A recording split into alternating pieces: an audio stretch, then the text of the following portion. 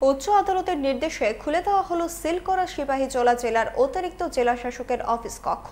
Bishalgarh ADJ কোর্টের নির্দেশে সেই অফিস সিল করা হয়েছিল, কারণ একটি বেসরকারি সংস্থা আদালতের শরণাপন্ন হয়ে জানিয়েছিল তারা জমি অধিগ্রহণের পুরো টাকা পাননি। সেই মামলার নিরিখে অতিরিক্ত জেলা শাসকের অফিস সিল করা হয়েছিল। পরে রাজ্য সরকার উচ্চ আদালতের দ্বারস্থ হলে নিম্ন আদালতের নির্দেশে স্থগিতাদেশ দেওয়া হয়। তাই এদিন অফিস কক্ষ পুনরায় খুলে দেওয়া হয়। আজ ওই আদেশের একটা স্টে অর্ডার আসে, কোর্টের আদেশের একটা স্টে অর্ডার আসে হাইকোর্ট থেকে। তার পরিপ্রেক্ষিতে এডিজে বিশালগড় থেকে একটা অর্ডার পাস হয় আমাদের এই যে অ্যাটাচমেন্ট সেটা ভ্যাকেন্ট করার জন্য, অ্যাটাচমেন্ট রিমুভ করার জন্য।